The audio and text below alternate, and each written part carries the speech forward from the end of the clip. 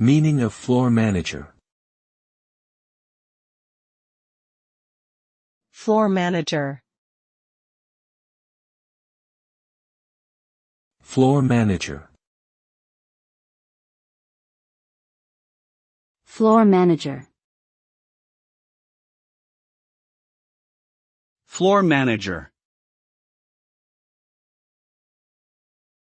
A floor manager is a supervisor who oversees operations on a specific floor or area within a business. They are responsible for ensuring that tasks are completed efficiently and effectively, staff members are trained in performing their job duties, and customers are satisfied. The floor manager works to maintain a safe and organized environment, resolves any issues or conflicts that arise, and communicates with higher-level management as needed.